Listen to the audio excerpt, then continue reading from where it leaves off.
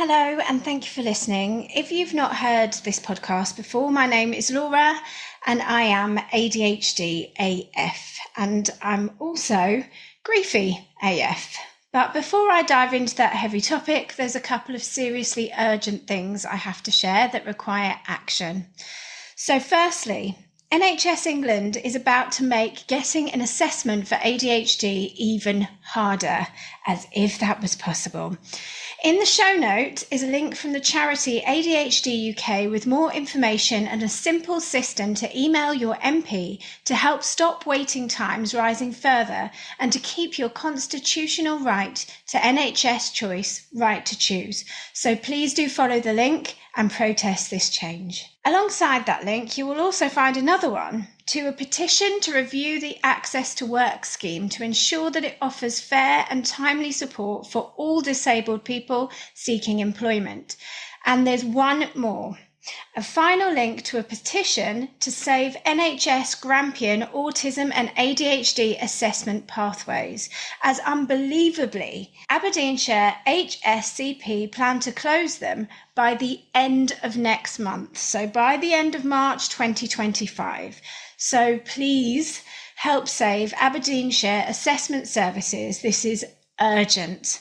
So there's 3 really important things that you can make a difference to. So please do follow those links. Okay. As the title denotes, this episode will not be fun. This is an episode focusing on grief and the impact it has on ADHD, shared through my own lived, very recent experience, research, and advice I've been given during these 3 weeks since my mum passed away. It's 3 weeks today. So if you are grieving, though I hope you may find the content helpful, it might also be triggering. So please be mindful of that and only listen if you're feeling up to it. If you're not, or in any case, in the show notes, there are a list of resources for support. If you are suffering, you are not alone. So please do reach out. Usually on this podcast, though the questions are scripted, the actual conversations are genuine and chaotic rambles that just pour out my own words, as much of a surprise to me as any listeners, as I'm sure many of you will relate. Witnessing a stream of consciousness almost. But for this episode, I'm actually going to read what I've written.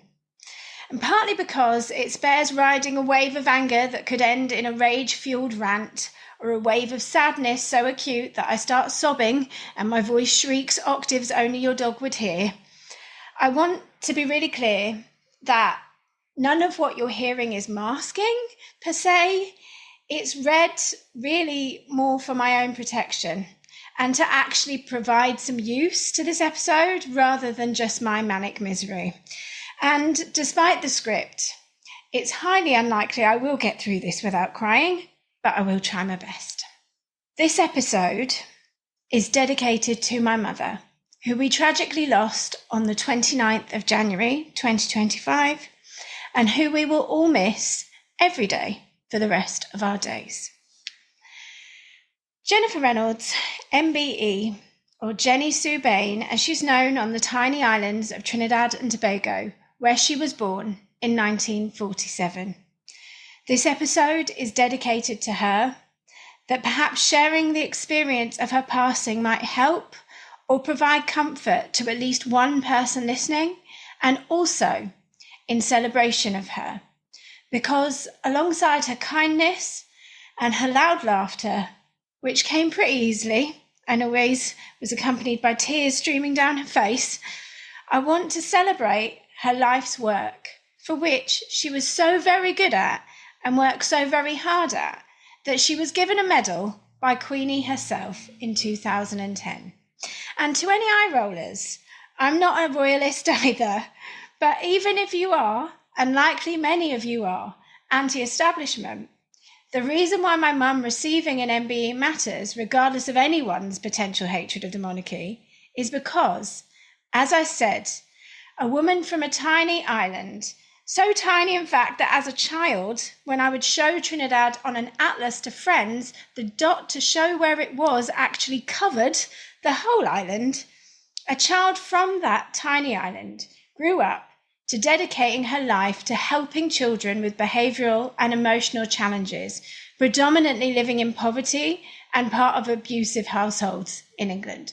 The impact that Mum's work had was so enormous that my family were invited to watch her receive her medal at Buckingham Palace. So the point being that my mum's hard work taught me that no matter where you are from, who you are in society, we can all make an enormous difference to improve the quality of life for many. From fighting with head teachers to give kids, likely neurodivergent, a second or third chance at their school they'd been booted out of, by visiting their homes and getting them the appropriate clothes, shoes, books, and support that they desperately needed, and by being instrumental in the running of and teaching at a pupil referral unit in Norfolk to keep excluded children up to date with the curriculum and in education, while simultaneously fighting for schools to give them a shot despite their exclusion. Without a doubt, not just this episode, but in fact, the whole of ADHD AF is inspired by my mum, who taught me that by fighting for those who are struggling, misunderstood, and ostracised to get the support they need, we can make a difference.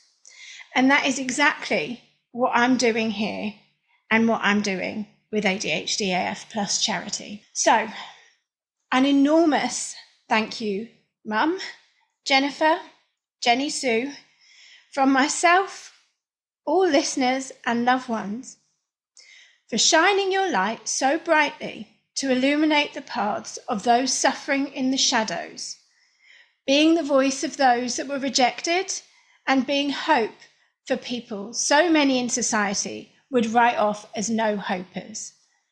This space and all of the hope that has and continues to come from it is an enormous part, thanks to you. So thanks, Mum. Some of you might remember in the beginning of the Glimmers episode released at Twixmas, just gone, I thanked the hospital and centre overseeing Mum's care. I have put care in inverted commas there. This is where it's for the best that I am trying very hard to very calmly read this. Because without this script, this episode would be a very different listen. Though I'm very glad that I took the opportunity to raise awareness about brain tumours, that's actually not what Mum had. Devastatingly, we still don't know her cause of death. And sadder still, my family might not know for a full year from now. Though it's not appropriate to go into detail, I will say this. The thanks I gave are retracted. That part of the recording deleted, and that's in part because I want to anonymise those clinics at this stage. And also because I'm not grateful. I want to say the opposite of thank you, and that is literally all I have the strength to say right now. And that is partly due to the amount of strength myself and my family had to put into fighting for Mum to get the appropriate care needed for 2 months straight, day and night, right up to her final moments. And I witnessed and am haunted by those final moments. I was there at the very end, and though I hope my presence brought Mum comfort, as a result, I'm also experiencing trauma or traumatic grief, which, as I'll explore in this episode, is further complicated by ADHD symptoms. So I'm really in the thick of this absolute horror and horribleness right now. But despite that, I've chosen to do this episode, mostly, as I said, because it might help a listener who has lost a loved one, but also because throughout the whole of this ADHD AF safari, there have been so many twists and turns. This last year in particular has been so incredibly difficult, trying to carry on solo, trying to get the charity and the Emporium up and running, moving, and the rest. But the one constant throughout all of it has been this podcast. This is my norm. I'm doing this episode on my own for fear that in interviewing anyone else, the impulsive emotional reactions to conversation don't feel like a safe or even useful thing to record or release. I sat and thought about my reasons not to do this episode. Number one is all of the people telling me to rest. Number two was be very careful what you say, hence the script. And number three was, is it appropriate? And I realised, as many people have told me, there is no right or wrong way to grieve. On top of that, I realised that though some might see this recording as too soon, the immediate aftershocks is what this podcast has been from day dot. I was just a few weeks into taking ADHD medication when this podcast started. It has always been about feeling, how it feels to discover the biggest plot twist of all time as an adult, to suddenly have the answers and how that impacts your relationships, your relationship with yourself and your place in the world. According to American author Victoria Alexander, there are three needs of the griever: to find the words for the loss, to say the words aloud, and to know that the words have been heard. So here we are. Getting a diagnosis later in life, like ADHD, has been likened to grief. Many times on this podcast, we've discussed Elizabeth Kubler-Ross's grief cycle and how, unlike how that's presented, it isn't linear and feels more like a grief roller coaster. Sadly, as has also been discussed many times on this podcast, I'm no stranger to grief. So this is me white knuckle riding the biggest grief roller coaster of my already very griefy life. A person who, even on a good day, has extreme emotional dysregulation and justice sensitivity. And these are not good days. A person who thought they were already messed up until they became a member of the world's worst club, the Dead Parent Club. God help me. Anyway, I will stop lamenting and actually be useful. Are you ready for the punchline of the cruelest joke that even a person with as twisted a sense of humour as I can't find funny? Wait for it. Many of the symptoms of grief and trauma read like the symptoms of ADHD. Honestly, you couldn't write this stuff. And as I said, I witnessed what I hope, please, to be the most traumatic event of my life. So, as that came first, let's start with trauma.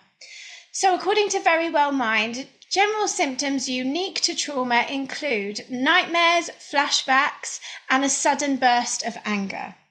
Unfortunately, I do tick all of these boxes. Night before last, I flew into an irrational fit of rage about something unrelated and not at all befitting of the stimuli, to a Michael Douglas in Falling Down extent. I'm obviously trying to make light of it, but it was far from funny. It was actually terrifying. I leapt out of my seat and began punching myself in the face, which has only ever happened on one other occasion many years ago. I was so angry and felt so wronged and so frustrated, I genuinely wanted to rip my own skin off, to be honest. Because, as I've alluded to, it is not just the rage of trauma or a wave of the anger stage of the grief roller coaster. It is also that I feel Mum's death was potentially avoidable, or at the very least, her final weeks, days, and even minutes could have been a lot better for her had we have been listened to. So on top of the harrowing imagery I am haunted by, the devastation of losing her and missing her for the rest of my life, I am also so very wronged.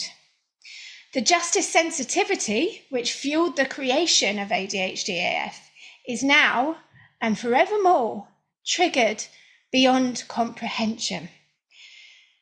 To have fought so hard for justice, fairness, kindness, and to have not been heard, for things to play out as they have. I will share two particular things respectfully, as in I won't share the images I'm haunted by out of respect for Mum, but I will share these. Sometimes, in the middle of the night, the rage I feel towards the nurse who kept popping her head in and loudly saying with a massive grin, "Anyone for a cup of tea?" as if we were sat watching a spectator sport whilst my mother took her final breaths, is the stuff of rage-filled nightmares. It pales into insignificance to the conversation in which I pleaded in desperation with a specialist, again, inverted commas. How many stages of actively dying does our mother have to present before you will take me seriously and help? To which he arrogantly and nonchalantly quipped, "It is unfair and unreasonable of you to say she is actively dying. That's not what I see.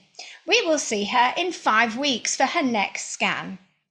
She died just 16 hours later. And as I said, neither waves of rage and despair come close to the images of her at the end, which send physical shocks through my entire body.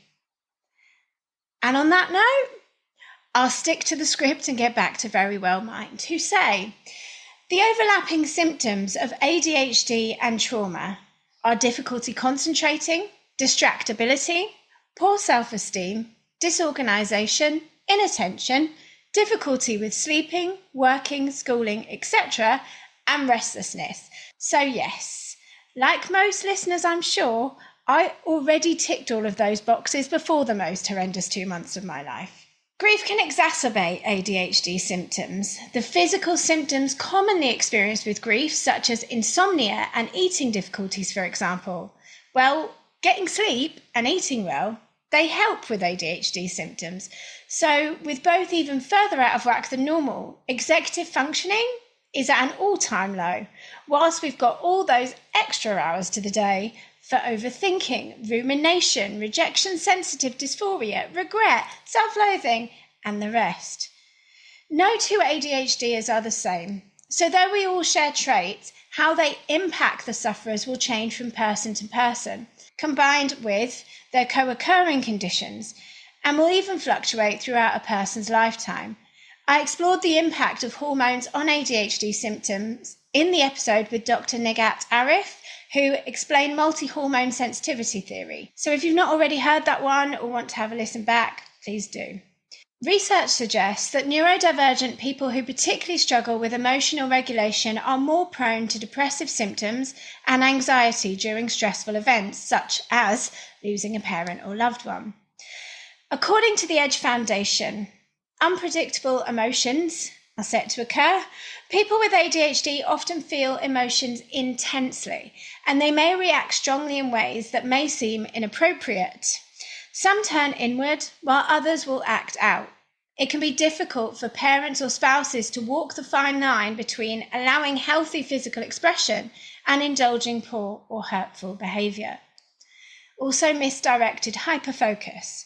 The ADHD phenomenon known as hyperfocus, deep and intense concentration, can be problematic when sad emotions are at play. It's normal to express or feel sadness and anger, but be alert for that growing sense of depression and desperation. In acknowledging the turn quickly, we can try and redirect the emotions towards a more positive end before they spin out of control. Being isolated by loss. Those with ADHD often experience a pronounced feeling of desolation with the loss of someone or something close to them. When a key figure leaves, dies, or falls ill, an important source of dependence and support is lost, which can add a sense of fear, loneliness, and hopelessness to the grief. Now, that last point is the one that I am particularly aware of. I don't feel like I am who I was before this happened. I therefore feel like I can't talk to people without telling them what happened. But then at the same time, I don't always feel like talking about what happened. So that leaves me stuck. In a way, I wonder if this is self-sabotage with isolation as the end goal. Another element of that isolation is that I think with all relationships being unique, and obviously we are all unique, then on some level, all grief is also unique. I really want to handle this monumental loss as well as I can. And what I mean by that is that, like some, though not all ADHDers, I am really bloody good in a crisis. And let me be sure to debunk a stereotype here. That is not an ADHD trait. Not all of us are. But I am, and unfortunately, I've been in a few. And what happens is, historically, I've carried on ever so strong and resilient, and then down the line, it hits me. And the consequences of that happening again, I just can't afford. The position that I'm in as founder of ADHD AF Plus Charity and the leader of the Leopard Print Army, I need to be as well as I can be. There are people relying on me, and I don't want to further gatekeep support from those that have already had their support gatekept. Another episode I wanted to reference was the full-length interview with neuroqueer author CJ DeBara. They, like me, are the busy type of ADHD, the stay awake club with many plates spinning at all times. Again, I just want to point out that not all ADHDers are like this. Some are in the can't stay awake club, for example, and some, like I was prior to beginning ADHD medication, which we all know is a massive privilege, are stuck in paralysis, unable to even make one plate spin. I spent years like that. Whatever ADHD looks like for you, you are not alone. But as CJ rightly pointed out, it's all very well living a life constantly juggling multiple balls if that's what best supports how your unique brain operates. That is, until something terrible happens. CJ also lost their mum a few months prior to recording that interview. They advised, operating at full capacity means when life drops a lead weight from the sky on your head, as heavy as losing a parent or loved one, you're in trouble. Because you don't have the capacity to keep those balls in the air. There's no capacity left if you're working at full capacity. This point is accurate. And it's all the more interesting and I hope useful to somebody out there to note that when I interviewed CJ, at no point whatsoever did it occur to me that my rush to get things done, as in get the charity up and running, for example, was so that my friend who was diagnosed with terminal cancer in 2021 would still be with us to see the charity up and running. And I can't tell you how grateful I am that she is still with us. Go on, girl. But I'm pointing out that it never once occurred to me that it would in fact be my mother that would pass before the first in-person peer support group for ADHD AF Plus charity would take place. Which is mad, really. I've said in the past that my neurodivergent brain never thought that school would end. I really didn't grasp for some reason that I wouldn't always be in high school, which sounds ridiculous, but I really didn't. That the things that were being taught to me were to arm me for my future as an adult. School just stretched out in front of me as my reality forever. and it was the same with Mum. Logically, I knew she would have turned 78 this year, but until the 30th of January, I have never lived a day that my mum didn't also exist on this planet. I literally know no world without her. That now, or not now, thinking that is so commonly shared amongst the neurodivergent community, it really, it blinded me to the obvious. On top of this lack of logic or future thinking, This now or not now thinking that so many of us experience makes it hard to perceive reality, full stop, to process loss. I personally feel that the denial stage of grief will be the one that lingers the longest.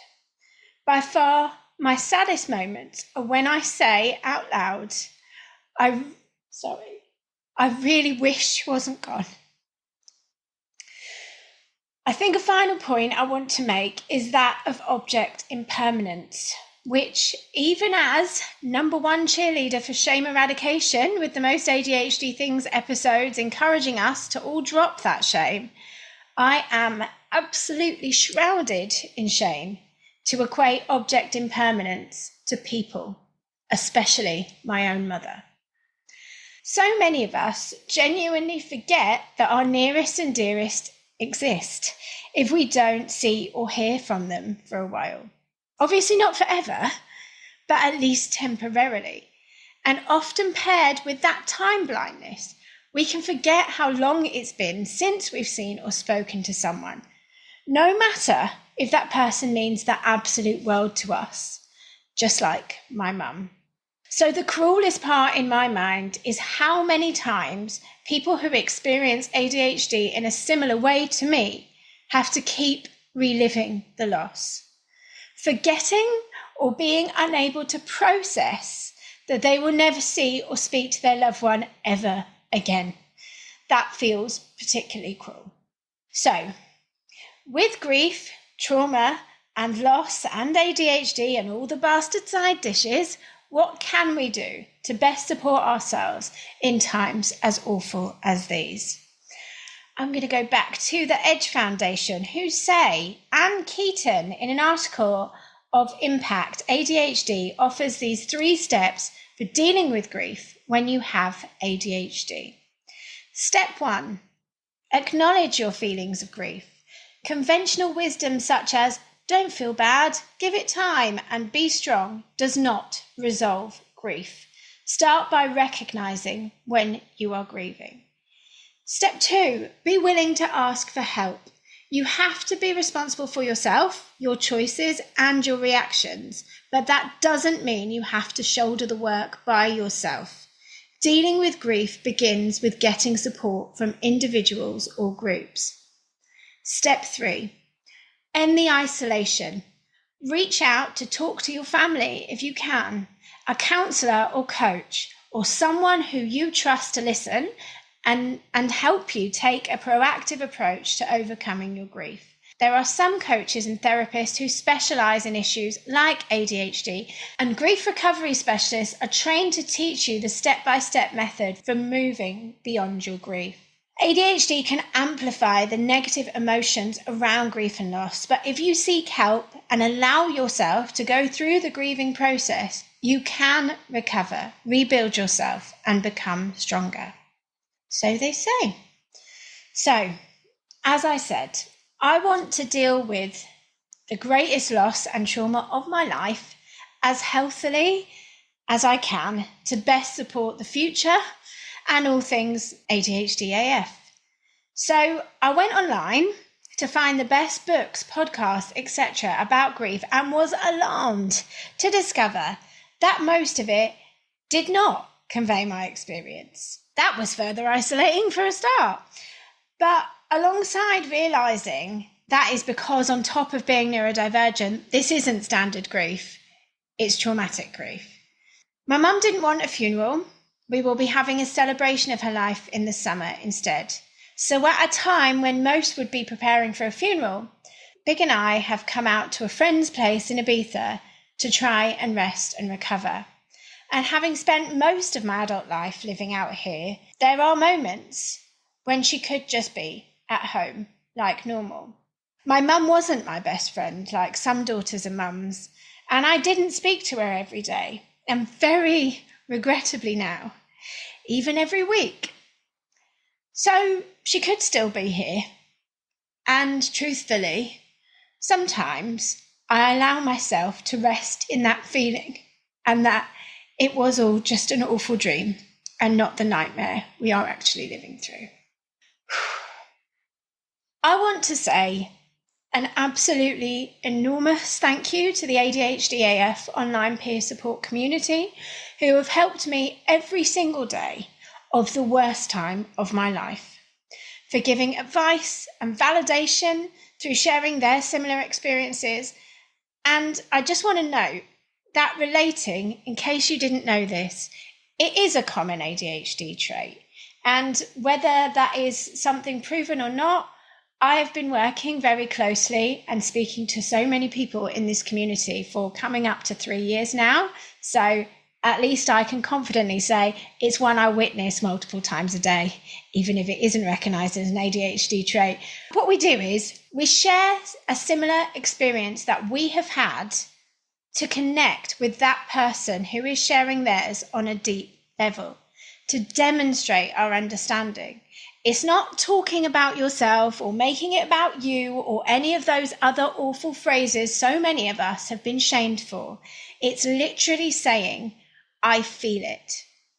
And I have to know, as I am here in the beefs, I've always said, while squishing through the crowds of space and DC-10 clubs here on the island with my Spanglish, I would say the Spanish phrase, lo siento, which I just meant to say, sorry for standing on your foot, sorry for getting too close to you. And it does mean sorry, but its literal translation is, I feel it. So when a neurodivergent person tells you a story similar to one you've just shared, that's literally what they're telling you. Lo siento. Anyway, I was thanking, and to think this is the written script, can you actually imagine the rambles if I'd done my usual stream of chaotic consciousness? Thank you to the community for keeping me just about together. And I have to say, a particular thank you to Laurie for reminding me of my fighting spirit to keep pushing to be heard and fighting for help for Mum whilst being ignored and dismissed. Her words that she shared with me on Discord were, be your mother's daughter. And that phrase helped me more than I can even put into words at a moment that I, my family, and most importantly, my mother desperately needed help. So thank you doesn't cut it, Laurie, but it will have to suffice, as the Spanish for thank you is gracias, and that is nowhere near either. Thank you to the community body doubling facilitators for keeping the daily Zoom sessions running, the Discord moderators for looking after everyone on there. And an enormous thank you to Steph for still getting ADHD AF Emporium launched on the date as planned, despite how utterly useless and or mad I've been. Thank you to the Board of Trustees for ADHD AF Plus Charity for keeping going behind the scenes. We have enormous news, which I will share in the next episode. My God, we are finally there. Thank you to the community members who created a fundraiser for ADHD AF Plus in honour of Mum. I'm so incredibly moved by that. I will share a link in the show notes if anyone would like to donate. I cannot say thank you enough to family and friends for all of their love and support, especially to Big, my husband, who has been by my side for all of it and also at Mum's bedside too when she passed. But the biggest thanks has to go to my mum for being such a kind and inspirational person. Grief is the price we pay for loving. So I'm grateful for this grief because it shows how lucky I was to have lost someone so special. But the truth is, she does live on. She lives on in the memories of those who loved her, the countless lives her work impacted. And within that, I count every single listener of this podcast, and I cannot say thank you enough for listening to this episode, because in doing so, you've helped meet the needs of this griever, to find the words for the loss, to say the words aloud, and to know that those words have been heard. And much like Laurie's powerful words coming at the perfect moment, so too did the ones I'm about to share with you.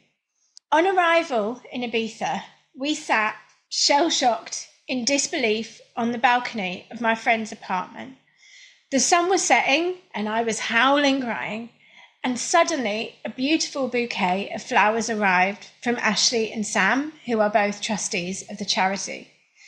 The card read, "Life is tough, my darling, but so are you." And it feels particularly poignant because Mum always called me my darling. So, Leopard Print Army, though at times our roars may be more like howls of despair, I say this to you all and in honour of Mum. Life is tough, my darlings, but so are we.